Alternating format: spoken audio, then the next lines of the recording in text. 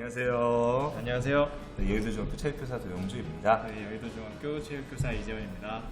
네, 우리 이제 2학기 온라인 체육 수업 첫 시간인데요. 우리 이제 2학기에는 크게 하게 될 종목이 이제 배구랑 그다음에 우리 팝스 그리고 체력 운동 두 가지 위주로 이제 수업이 진행이 될 예정입니다.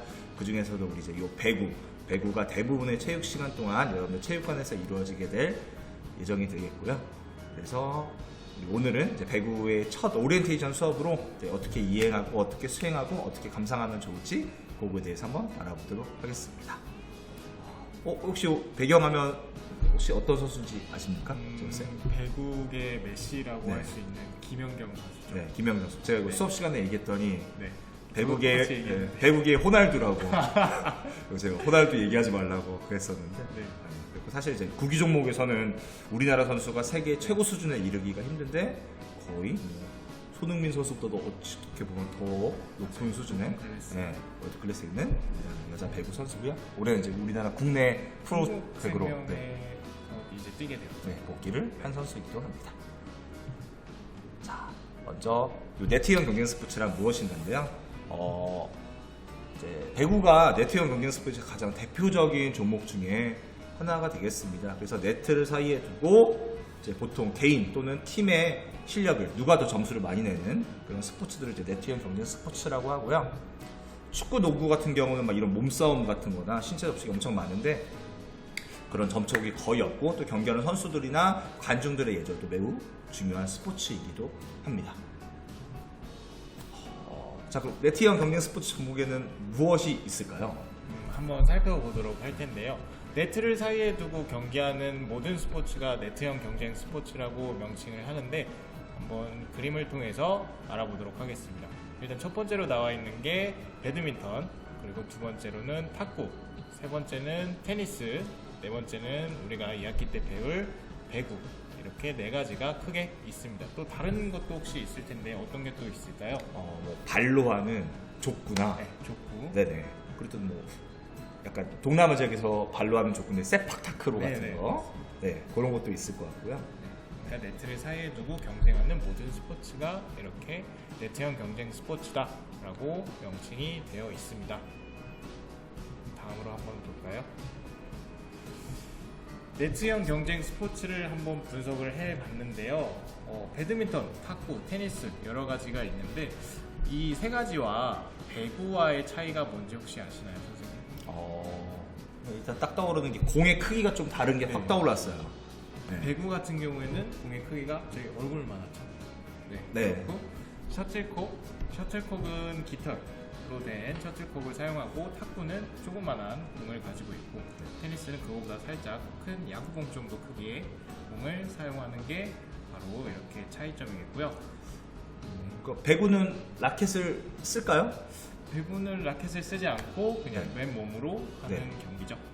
그리고 네. 그 배구에서는 어디 부위를 어디 신체를 쓰며 서서 공을 넘기면 된다고 생각하면 좋을까요? 모든 신체를 다 사용해도 되기 때문에 이렇게 정의를 할 수 있겠네요. 네. 주로 쓰는 거는 뭐 손이나 또는 팔 부위를 쓰지만 네. 예를 들어 머리나 발을 뭐 갑작스럽게 사용을 네. 하게 되더라도 별 문제 없이 그대로 이제 경기가 진행이 되는 거라고 생각을 하면 좋을 것 같습니다. 근데 우리가 연습을 할 때 장난친다고 계속해서 발로 하거나 네. 머리로 하거나 그러면 안 되겠죠? 뭐 메시 정도 되면 발로 해도 되는데 메시가 아니라면 네네.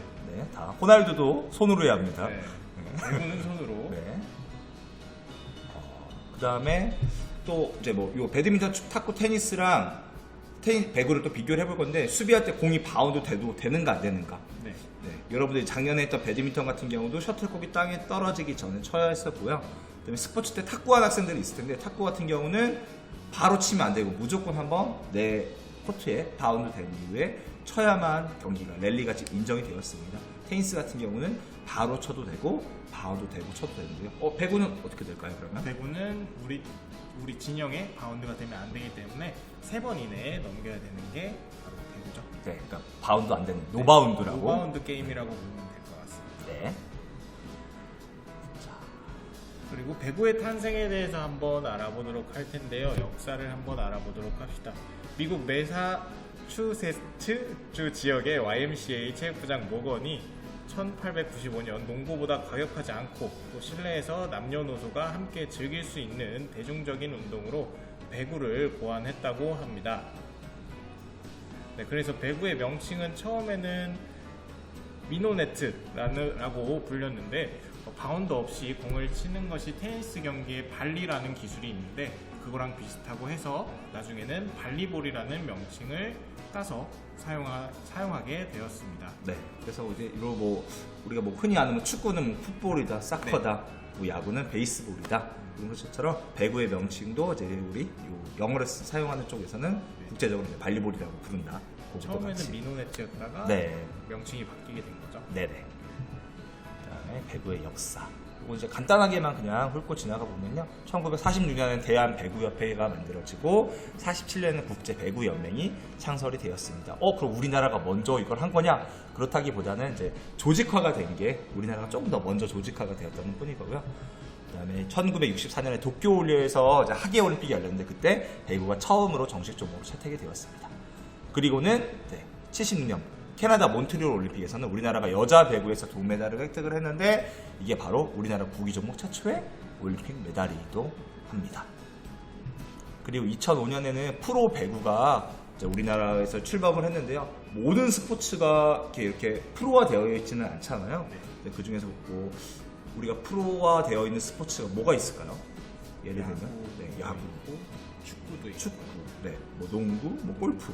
이런 식으로 일부 종목들이 프로화가 되어 있는데 2005년에 이제 배구 또한 프로 스포츠가 되어 있고요. 우리나라에서 프로 배구는 무슨 리그라고 불리고 있죠?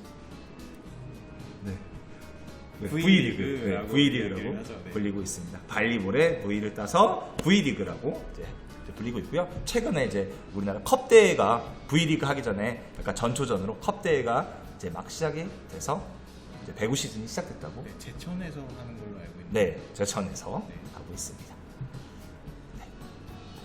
네, 경기장 사이즈, 배구 코트의 사이즈에 대해서 한번 알아보도록 할 텐데요. 일단 반으로 나눠서 보면 센터 라인 그리고 어택 라인 뒤에서 공격을 하는 것을 백어택이라고 이야기를 하죠. 그 다음에 서비스 에어리어, 여기는 이 라인 뒤에서 서비스를 해야 한다. 그리고 네트 가운데에 네트 높이가 나와 있는데 여기는 6인제 기준이고 성인 기준이기 때문에 조금 높게 나와 있는데요.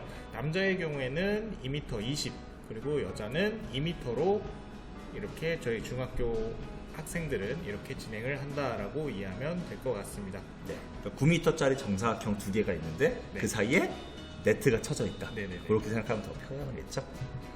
자, 이제 네트를 보게 될 건데요. 네트는 가운데 지금 우리 네트 높이가 나와 있죠. 남자는 243, 여자는 224가 이제 6인제 공식 경기의 높이가 되겠는데요. 사실 배구 네트 높이는 그 성별에 따라서 그리고 연령대에 따라서 이렇게 좀 높이가 다양하게 설정이 되어 있습니다. 그래야 조금 더 공격과 그런 재미들이 넘치기 때문이죠. 그리고 좀 특이하게도 이렇게 양쪽에 빨간색, 흰색으로 표시된 안테나가 쳐져 있습니다. 그래서 이 안테나는 혹시 어떤 역할일까요? 안테나는 볼이 그 경기장 밖에서 들어가거나 아니면 공격이 어떻게 그 경기장 안쪽으로 들어갈 수 있게끔 지지를 해주는 안테나라고 할 수 있겠죠. 네, 그러니까 공이 사이드. 네트를 넘어갈 때는 반드시 안쪽으로 안테나 사이로 통과해야만 인정이 되는. 위에는 네트가 없기 때문에 이렇게 만들어 놓은 거죠. 네네. 그래서 항상 안테나도 이제 우리도 설치해 놓을 건데 그 안으로 공이 넘어갔을 때만 인정이 되는 거고요. 안테나 밖으로 가거나 공이 안테나에 맞으면 바로 실점하게 되는 그런 구조가 되겠습니다. 자, 그리고 방금 설명했던 내용이랑 사실 비슷한데요. 6인제 성인 보면 243, 224 이게 정규 경기가 되겠지만 우리는 좀 정규 경기보다는 조금 더 이렇게 규칙을 변형을 해서 9인제 경기를 하게 될 거라 남학생 높이는 220 정도로 우리 수업을 진행하게 될 예정입니다. 경기는 이제 우리 남녀 혼성으로 이렇게 해서 남학생, 여학생이 함께 즐길 수 있도록 이렇게 수업을 진행을 하도록 하겠습니다. 여학생의 경우에는 어떤 핸디캡이나 이런 특별한 규칙이 있을까요? 네, 사실 여학생도 일부 어떤 여학생들은 남학생들보다 훨씬 더 잘하긴 하지만 그래도 모든 학생들이 같이 참여할 수 있게 하기 위해서 여학생 같은 경우 이제 공이 한번 바운드 되고 쳐도 인정을 해주게. 바운드 하고 받아도 되고 그냥 받아도 되고. 그렇죠. 쉬운 거 같은 경우는 그냥 받고 어려운 거 같은 경우는 빨리 쫓아가서 원바운드 하고 나서 받아도 경기는 그대로 진행이 됩니다.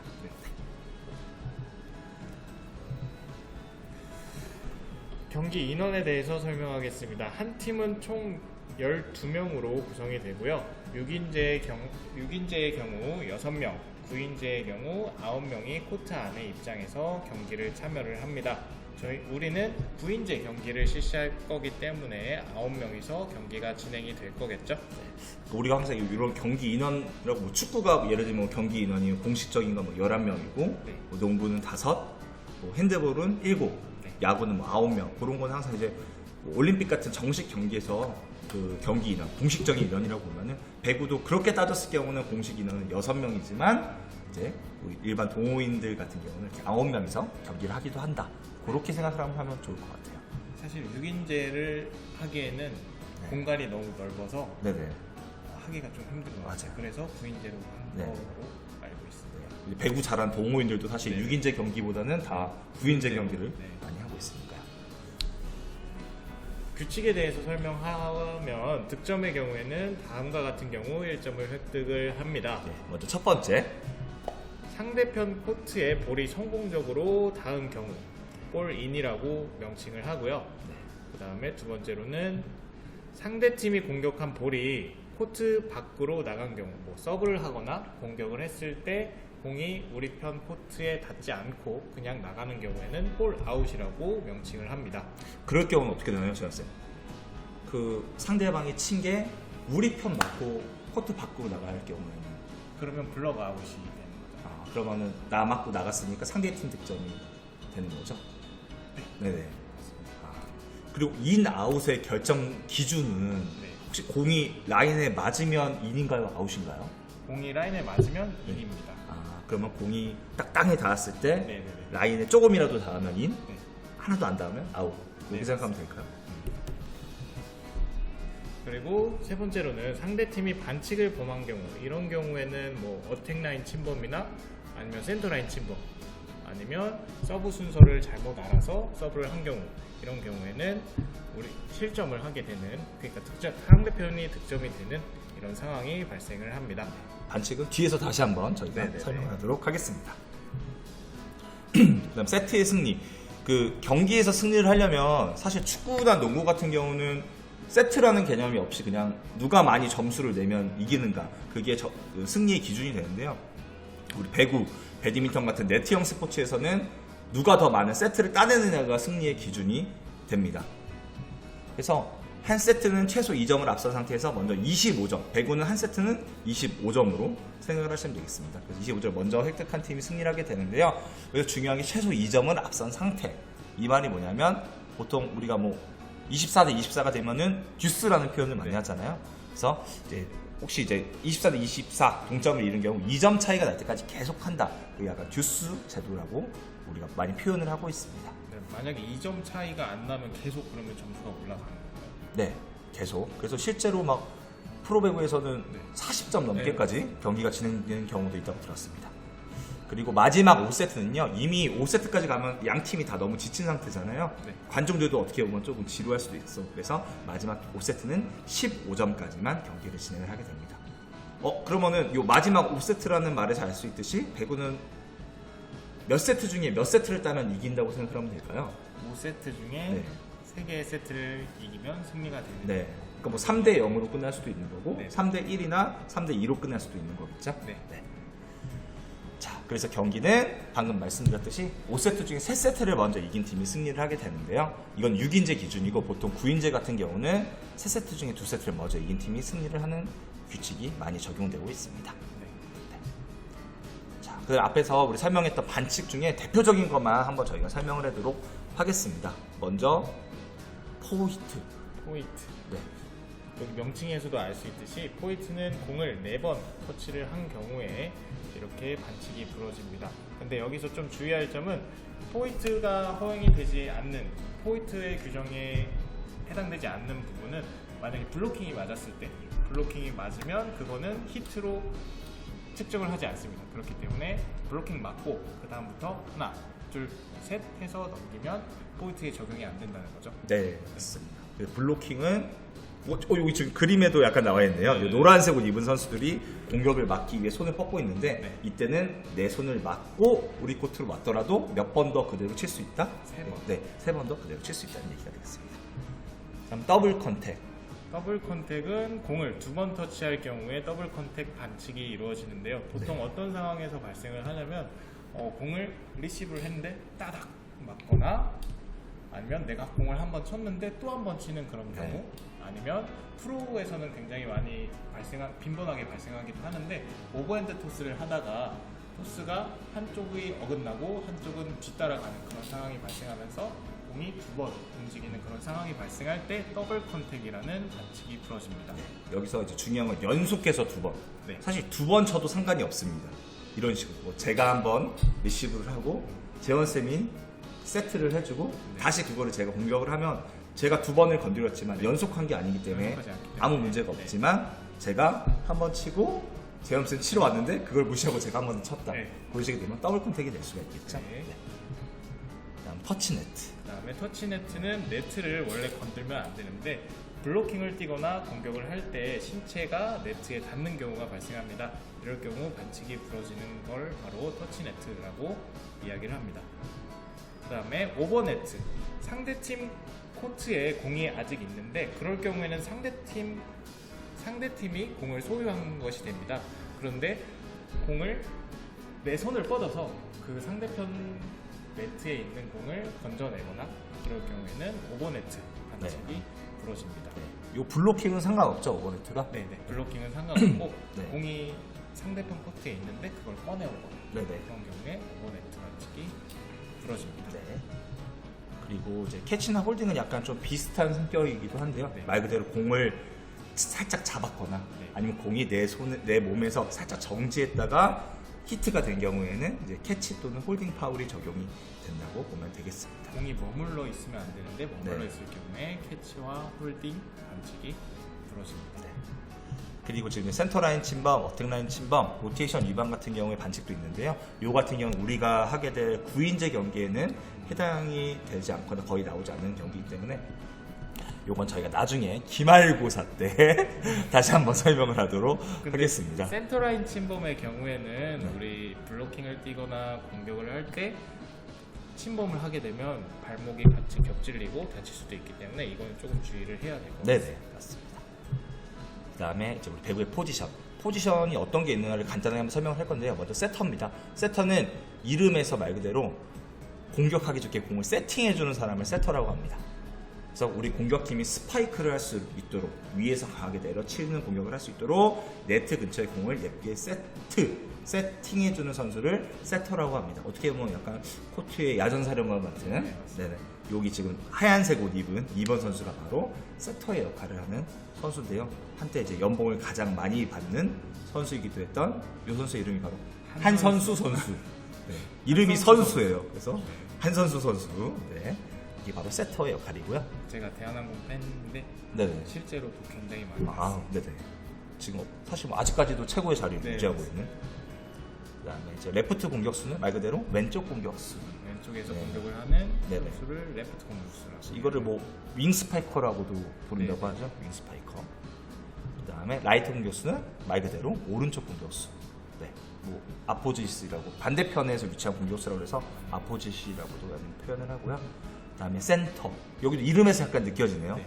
코트의 주로 중앙에서. 중앙에서 네. 블로킹을 하거나 아니면 상대방의 타이밍을 뺏는 속공을 주로 하는 플레이어를 바로 센터라고 이야기를 합니다. 네. 그래서 주로 지금 이 그림이 바로 블로킹하는 장면인데요. 네네. 네. 이렇게 주로 블로킹이나 속공에서 맡는 중요한 역할을 하는 선수를 센터라고 합니다. 센터는 주로 키가 크고 탄력이 좋고 네. 그리고 약간 좀 센스가 있는 네. 선수들이 많이 하더라고요. 네네. 혹시 센터세요? 제가 센터를 많이 봤어요. 아, 네네. 그리고 이제 여러분도 충분히 키가 작아도 할 수 있는 바로 리베로입니다. 네. 리베로는 이제 수비 전문 선수입니다. 그래서 이 오른쪽 그림 보면은 다른 선수들은 곤색 유니폼을 입고 있는데 혼자 빨간색 같은 구분된 유니폼을 착용을 하고요. 수비 전문인 선수인 만큼 공격이나 블로킹은 할 수가 없습니다. 그리고 심판의 허락 없이도 중간에 자유롭게 교체가 가능합니다. 중간에 휘슬이 딱 불어서 경기가 멈췄을 때 다른 선수들은 이렇게 번호판 들고 공식적으로 교체를 해야 되지만 리베로는 이렇게 자유롭게 교체를 할 수가 있고요. 아마 제가 수업 시간에도 얘기했는데 하이큐 많이 본 학생들 같은 경우는 뭐 롤링 썬더라는 기술을 하는 니시노야라는 선수가 그 리베로의 포지션이 되겠고, 사실 이제 다른 선수들은 이제 배구 선수들이 키들이 다들 어마어마하잖아요. 리베로 같은 경우는 보통 저희보다도 되게 작은 선수들도 되게 많습니다. 왜냐하면 그만큼 민첩성이라든지 순발력, 판단력이 더 중요한 포지션이다 보니까요. 리베로들은 좀 키가 작아도 충분히 소화할 수 있는 포지션이 되겠습니다. 우리 가끔 또 그리고 우리 경기가 인원이 안 맞으면 상대 팀에서 용병을 뽑아볼 거잖아요. 그때 용병들은 좀 이렇게 리베로 역할로 포지션을 한정을 시키면은 여러분들 용병을 뽑을 때 서로 부담도 덜할 것 같습니다. 그 로테이션. 사실 이 로테이션이 이 말 그대로 이렇게 뭘 계속 이렇게 돌린다라는 표현인데, 사실은 이게 우리가 하게 될 9인제 경기에서는 적용이 되지 않는 거라서 저희가 자세한 설명은 하지 않겠지만, 여러분 배구 경기 보면은 이 로테이션이라는 게 끊임없이 일어납니다. 즉 한 사람이 한 포지션에서 한 위치에서 계속 고정이 돼서 플레이를 하는 게 아니라 위치를 계속 돌아가면서 플레이를 하는 걸 로테이션이라고 하는데요. 근데 우리 같은 경우는 9인제 경기에서는 로테이션을 따로 적용하지 않고 사실은 뭐 계속 공격할 사람은 공격만 하고 세터할 사람은 세터만 해도 돼서 큰 문제는 되진 않지만 요 맨 밑에 게 좀 중요하죠. 네. 서브는 반드시 경기 시작할 때 정해놓은 순서를 반드시 지키셔야 합니다. 그래서 1번부터 9번까지 서브 순서를 딱 정해놓으면요, 우리 딱 그 순서에 맞춰서만 반드시 서브를 하셔야 되고, 만약에 그 서브 순서를 어겼다 그러면 바로 실점이 되는, 그러니까 요 규칙을 9인제 규칙으로 적용해서 잘 기억을 해주시기 바랍니다. 네. 그다음에 서비스에 대해서 배울 건데요. 경기의 시작을 알리는 게 서비스라고 해도 무방할 것 같아요. 근데 세 가지 종류가 있습니다. 언더핸드 서브, 아래에서 위로 공을 주먹 쪽으로 쳐서 날리는 거를 바로 언더핸드 서브라고 이야기를 하고요. 오버핸드 서브 같은 경우에는 머리 위에서 이렇게 공을 던져놓고 머리 위에서 공을 처리하는 서브가 바로 오버핸드 서브라고 이야기를 하고, 그 다음에 스파이크 서브 같은 경우에는 이렇게 점프를 해서 손목을 이용해서 공을 감는다는 표현을 하면 좀 더 쉽게 이해를 할 수 있을 것 같아요. 그럼 공이 더 빠르고 스핀이 걸려서 받기 힘들게끔 할 수 있는 서브가 바로 스파이크 서브입니다. 네. 그래서 아직 사실 저희가 서브 혹시 가르쳐 주셨나요, 애들 아직? 서브 아직 그렇죠. 근데 벌써 막 스파이크 서브를 하려는 친구들이 네, 있어요. 하는 친구들이 있더라고요. 네네. 그리고 하고 나서 선생님들 눈치 보고 막. 소리가 크게 나니까. 네. 그래서 일단은 사실은 서브가 최소한의 공격이기도 한데, 일단 넣어야 경기가 진행되니까 일단 언더 서브를 잘 연습을 하고 난 뒤에 그거 마스터했다 그러면 그때 이제 오버핸드 서브를 연습해서 차근차근 단계를 밟아 나아가면 좋을 것 같습니다. 그리고 사실 우리가 제일 많이 연습해야 되는 게 바로 요 언더핸드 패스죠. 네. 언더라는 말에서 알 수 있듯이 사실 뭐 어깨나 허리 높이 정도 우리 머리 밑에서 공을 쳐서 우리 팀에게 패스를 해주는 것을 바로 언더핸드 패스라고 합니다. 양손을 모아서 팔을 쭉 뻗은 상태로, 중요한 게 팔뚝입니다, 여러분. 뭐 손목이나 주먹 부분이 아니라 이 팔뚝 앞에 부분으로 공을 쳐내는 기술을 언더핸드 패스라고 하는데요. 이 그림에서 가장 중요한 포인트는 바로 이 팔꿈치가 펴 있는데 팔뚝에 공이 접촉이 된다. 이게 가장 포인트라고 생각을 해줬으면 좋겠습니다. 공이 맞는 지점이 정확해야 되고 팔꿈치는 핀 상태에서 네. 맞는 게 정확하게 패스를 할 수 있겠죠. 그래서 사실은 저희도 처음에 배구할 때 그렇고 항상 여기가 빨개지잖아요. 네, 맞아요. 여러분들 아픈 게 정상이에요. 근데 이제 조금 숙달이 되면 아프지 않게 느껴지죠. 네네. 이제 뭐 저희는 괜찮잖아요. 네. 맞는데 쾌감도 좀 있고. 좀 이상한데요? 제대로 이제 네네. 네네. 소리가 다르잖아요. 네네. 그렇습니다. 그리고 이번에 오버핸드 패스. 이번에 어떻게 보면 머리 위에서 이루어지는 패스. 이렇게 머리 위에서 이루어지게 하면 공이 뒤로 가는 거잖아요. 네, 그래서 그게 아니라 이제는 이마 위에서 양손을 약간 삼각형 모형으로 만들어서 우리 팀에게 패스를 해주는 걸 바로 오버핸드 패스. 옛날에는 막 토스라는 표현을 쓰긴 했지만 정확한 표현은 요 오버핸드 패스가 되겠죠. 여기서 가장 중요한 거는 바로 이마 위에서 팔꿈치를 굽혔다가 펴면서 손을 삼각형 모양을 만들어서 공을 밀어내주는 게 오버핸드 패스라고 생각해주면 좋겠습니다. 네, 좀 주의할 점이 이마 위에서 하는 사람이 원래 이마 위에서 해야 되는데 눈앞에서 하는 친구들이 굉장히 많아요. 그래서 정확하게 이마 위에서 할 수 있게끔 만들어주는 게 중요합니다. 그래서 그러면은 주로 상대팀의 강한 공격을 받을 때는 언더를 많이 하나요? 오버를 많이 하나요? 엄청 강한 거 강한 같은 경우에는 언더로 받고 네. 좀 플로터 서브나 좀 흔들리는 서브가 오거든요. 네. 그런 경우에는 오버핸드 패스를 활용해서 네. 좀 더 잡아놓는다는 느낌이 더 크더라고요. 네. 그리고 사실 우리 이제 스파이크 할 때 띄워주는 세트를 할 때도 네. 주로 사용하는 거는 둘 중에 오버핸드를 오버. 많이 사용을 네. 하죠. 근데 이거를 해도 상관은 상관은 없는 없지만 뭔가 타이밍을 뺏거나 네. 여기에는 오버핸드에서 활용하는 데 더 장점이 많기 때문에 오버핸드를 많이 사용을 합니다. 네. 보통 그 상대방의 강한 공격을 받을 때는 언더를 주로 쓰고 네. 세트 스파이크 하기 좋게 올려줄 때는 주로 오버를 쓴다고 그렇게 하면 되겠죠. 하지만 뭐 꼭 그래야 되는 건 아니다. 상황에 따라서 계속 달라지니까요. 네. 그리고 이제 배구의 꽃 스파이크죠. 스파이크. 네. 네트 위에서 강하게 내려 찍는 기술을 스파이크라고 하는데요. 중요한 거는 사실은 우리 몸의 뒤에서부터 스파이크를 하면은 높이도 낮아지고 하니까 살짝 약간 이것도 이마랑 약간 비슷하다고 네. 보면 될 것 같아요. 공을 앞에서 때리는 게 가장 중요한 거예요. 네, 맞아요. 그리고 저희 나중에 연습할 때도 보통 뭐 오른손잡이 같은 경우는 왼손을 앞으로 뻗어서 네네. 이 오른손 주먹을 딱 쳐라. 그렇게 많이 표현을 하죠. 네. 그리고 블로킹. 아까 뭐 센터들이 주로 하는 그런 기술이라고 했는데요. 뭐 한 명 또는 그 이상의 선수들이 네트에서 손을 뻗어서 높이 점프해서 상대팀의 공격을 가로막는 기술을 블로킹이라고 합니다.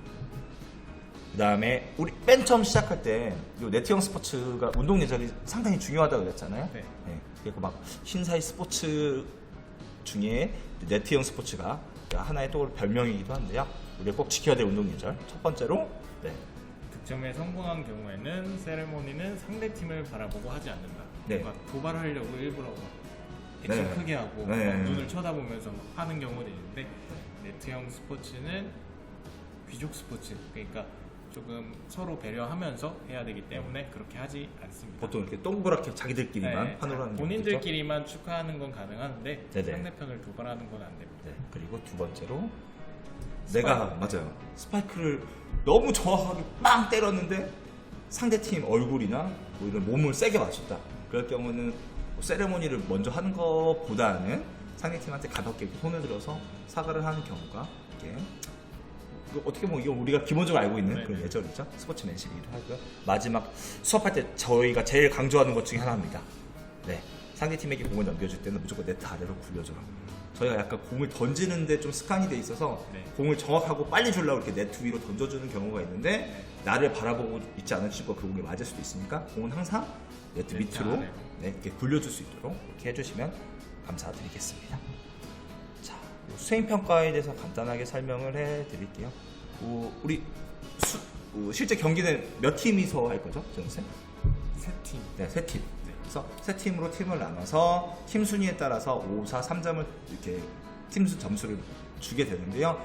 또 거기에서 이제 기여도에 따라서 플러스 마이너스 1점을 추가로 줄 수도 감점을 할 수도 있습니다. 그래서 팀 순위 같은 경우는 너무 여기에 연연할 필요는 없는 것 같아요. 점수 차이는 거의 크지 않고 동기부여 정도가 되니까요. 중요한 건 사실 여기 밑에 있는 개인 기록입니다. 여러분들 뭐 수비나 공격적으로 얼마나 기여를 했는가에 따라서 요 개인 점수를 나오게 될 거고요. 여러분들 이제 우리가 뭐 누가 득점했다, 블로킹을 했다, 누가 세트나 리시브를 성공을 했다, 그런 것들을 다 기록을 해서 여러분들 개인 기록이 점수가 부여가 될 예정입니다. 그리고 우리 시험은 그 개인 기능 평가 끝나고 나서 게임 끝나고 나서 개인 기능 평가는 뭐랑 뭐를 보죠? 서브와 네. 언더핸드와 오버핸드 패스. 네. 패스를 보게 되죠. 네, 서브를 6개를 해서요. 우리 코트를 이렇게 9등분으로 해서 이제 점수를 딱 나눠 놓을 거예요. 그래서 1점 지역에 떨어지면 1점, 3점 지역에 떨어지면 3점 그런 식으로 해서 서브를 6개를 해서 몇 점을 획득을 하는가 그렇게 서브 시험을 보게 될 거고 패스 시험 같은 경우는 재현 쌤이 저한테 공을 던져줬다. 그러면 제가 그거를 언더로 올려서 다시 오버로 네트를 넘기는 그런 식으로 진행이 되는데 여학생은 이제 원바운드를 허용을 하게 됩니다. 요거 같은 경우 저희가 나중에 개인 평가 보는 방법도 다시 한번 설명을 해드리도록 하겠습니다. 자, 이제 마지막입니다. 올림픽 크리드 올림픽 신조라 그래서요. 약간 슬로건? 올림픽의 슬로건인데 이게 좀 배구 수업할 때 우리가 유념을 하면 좋을 것 같아서 요거를 그대로 인용을 해봤습니다. 올림픽에서 가장 중요한 것은 승리하는 것이 아니라 참가하는 데 있다. 제가 이 말을 쓴 이유는 사실 제가 체육 수업을 해보면서 학생들이 가장 실력이 조금 더디게 늘었던 게 배구였던 것 같아요. 조금만 잘못해도 공이 다른 데로 막 날아가다 네, 보니까. 맞아요. 많이 아파하고. 네네.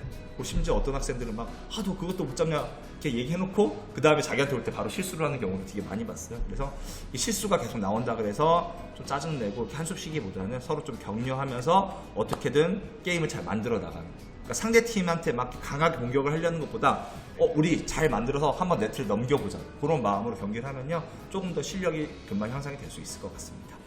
다른 경기에서도 그렇지만 배구는 특히 팀 분위기가 굉장히 중요한 것 같아요. 맞아요. 우리가 실점을 하더라도 분위기를 띄우기 위해서 막 파이팅을 외치고 네. 득점을 하면 정말 축하해주고 네네. 그런 분위기를 만들어 나가는 것이 좋은 것이라고 생각을 합니다. 그렇게 한번 봤으면 좋겠어요. 네. 그 경기를. 충분히 그럴 수 있을 거라 네. 믿습니다. 그 마지막으로 우리 여기 배경화면에 있는 종목을 설명하고 마무리할 건데요. 우리 배구를 영어로 하면 발리볼이라고 했는데 이 배경화면에 있는 이 종목의 이름이 어떻게 되죠, 제가스? 비치발리볼이죠. 네, 비치발. 네, 모래에서 하고 있는. 네 맞습니다. 그래서 비치발리볼 같은 경우는 원래 배구는 6대 6으로 한다면 비치발리볼은 네, 두 명이서 네네. 하는. 2대 2로 경기를. 실제로 그래서 예를 들어 저희 둘이 같은 팀이면 네. 재현 쌤이 수비를 하고 나면 네. 저는 바로 공을 띄워야 될 테고 그 공은 다시 저한테 네, 재현 쌤이 공격을 해야 돼요. 할 게 굉장히 많긴 네, 해요. 맞아요. 쉴 틈이 없다고 보면 될 것 같아요. 둘이서 하니까 쉴 틈도 없이 체력 소모가 심한데 더군다나 맨바닥이 아니라 모래밭에서 하는. 모래에서 하니까 점프도 잘 안 되고 그래서 체력 소모가 엄청 많이 필요한 그런 2인제 비치발리볼 경기가 되고요. 그래서 배구의 어떻게 보면 변형 스포츠라고 생각하면 좋겠습니다. 그래서 이렇게 저희가 이제 배구 오리엔테이션을 간단하게 해봤는데요. 우리 다음 시간 이제 우리 2주 뒤죠? 2주 뒤에 여러분들 이제 다시 등교 수업을 할 때는 요 아는 것 바탕으로 경기를 어떻게 하면 조금 더 재밌고 쉽게 배울 수 있을지 운영을 또 잘할 수 있을지에 대해서 여러분들 함께 고민을 해봤으면 좋겠습니다. 네네. 네, 마무리해 주세요. 그러면 우리 2주 뒤에 건강한 모습으로 다시 볼 수 있었으면 좋겠습니다. 안녕. 안녕.